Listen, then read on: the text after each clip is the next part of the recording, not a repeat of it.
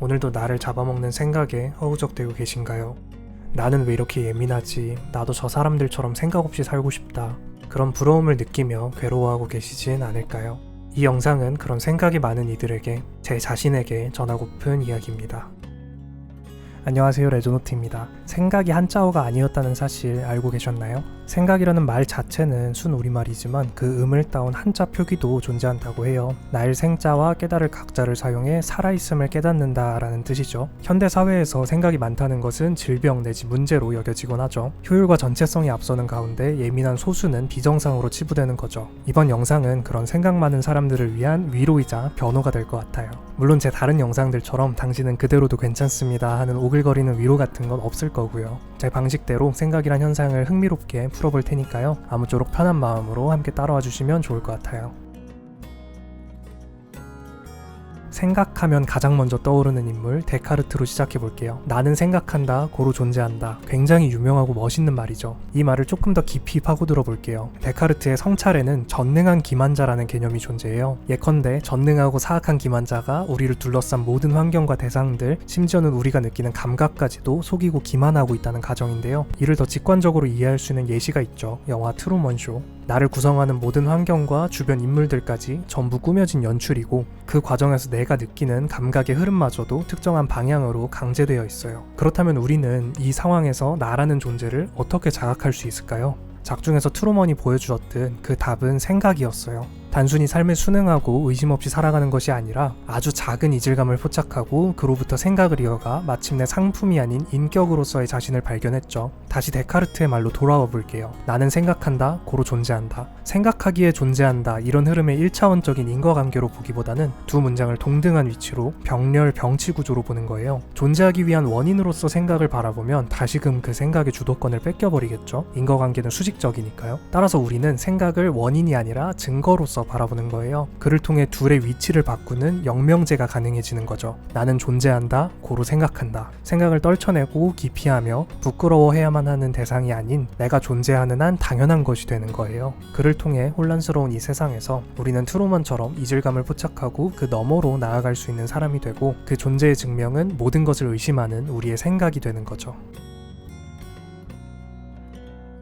첫 챕터부터 꽤 묵직하고 난해한 이야기를 했으니까 이번 챕터는 조금 그 무게를 덜어내볼게요. Broken Bone Theory라는 말 혹시 들어보셨나요? 우리말로는 부러진 뼈 이론인데 거창한 이름과 달리 정식적인 이론은 아니고요. SNS에서 한때 유행했던 밈이에요. 살면서 뼈가 부러진 적 없는 사람들은 그 고통에 상응하는 다른 고통을 인생에서 겪게 된다, 그런 밈인데 제 경험을 하나 말씀드릴게요. 중학교 시절에 그 혈기왕성한 남학생들 사이에서 유행했던 게 옥상 뛰어넘기였어요. 문자 그대로 건물 옥상 틈을 뛰어넘어 다니는 일종의 파쿠르였죠. 생각해보면 되게 위험하잖아요. 전문적인 지식도 없고 신체적으로도 미숙한 청소년들이니까. 그래서 친구들이 막 뛰어다닐 때 전 점잖게 거절했죠. 그들이 그 짜릿한 감각에 집중할 때 저는 제 생각에 집중한 셈이었어요. 어느 날 친구 하나가 다리에 깁스를 하고 오더라고요. 예정된 결과였죠. 다시 부러진 뼈 이론으로 돌아와 볼게요. 생각이 많은 사람들은 상대적으로 신체적 부상을 겪을 가능성이 현저히 떨어진다고 볼 수 있겠죠. 제 경험처럼 위험하다는 자각으로 골절의 가능성, 위험한 상황들을 미연에 방지할 수 있는 거죠. 다만 그 과정에서 뼈는 부러지지 않았지만 매일 밤 생각에 잡아먹혀 불면증에 시달리는 유년기를 보냈고, 부러진 뼈 이론이 일리가 있을 수도 있겠다 싶었죠. 두 가지 인간상이 존재한다고 생각해요. 감각으로서 삶을 증명하는 부류와 생각으로서 삶을 증명하는 부류. 뼈가 부러지는 사람과 마음이 부러지는 사람, 어느 쪽도 미련하다거나 잘못되었다고 할 수 없고 그저 다를 뿐인 거죠. 따라서 이렇게 한번 생각해보면 어떨까요? 나는 뼈가 부러진 적 없기에 이렇게 생각이 많고 힘든 거야가 아니라 나는 생각이 많고 신중하기에 아프게 골절당할 일을 피할 수 있는 거야. 우리의 생각은 감각과는 다른 메커니즘으로 우리를 증명하는 방식이며, 우리를 때로는 위험에서 벗어나게 해주는 일종의 스파이더 센스인 거죠.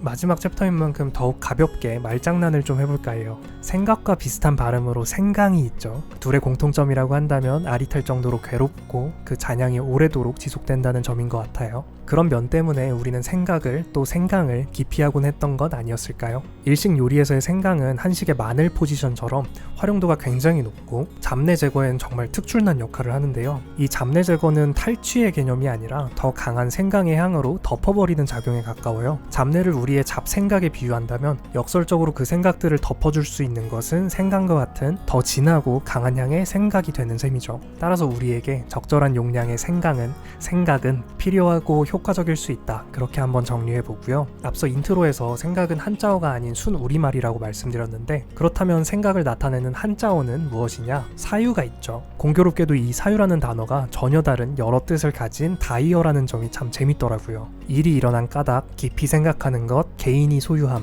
이렇게 세 가지 사유를 소개해보고 싶은데요. 수많은 왜라는 질문들의 사유를 끊임없이 고찰하며 사유한다면 우리는 더욱 촘촘하고 뚜렷한 삶을 사유할 수 있게 되는 거죠. 사유라는 단어가 가진 다면성처럼 우리의 생각 또한 그 자체로 다양한 의미와 의의를 품고 있기에 나의 생각이 고통스럽고 별로라고 느껴진다고 하여 억누르고 꾸며내며 유사한 사람이 되는 것에 그치지 말자는 이야기를 전하고 싶어요. 나만의 생각이 너무 고독하다는 것은 역설적으로 그만큼 독창적인 존재로의 증명이 될 테니까요.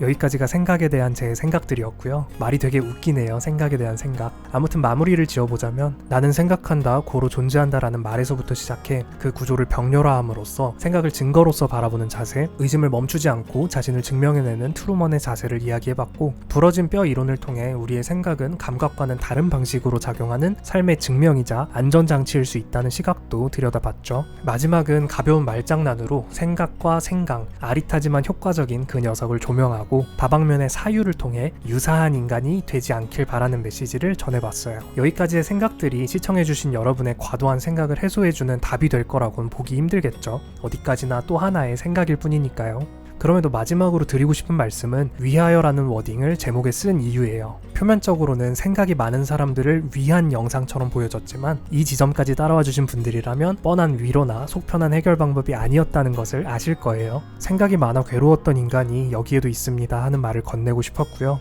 저주로 여기고 해결 방법을 가르치려 드는 것이 아니라 그저 같은 처지의 사람으로서 우리만의 축복으로서 축배를 들자, 생각이 많은 사람들을 위하여, 그런 뜻으로 만들어본 이야기였어요. 오늘도 긴 영상 시청해주셔서 감사드리고 저는 더 좋은 영상으로 찾아뵙겠습니다.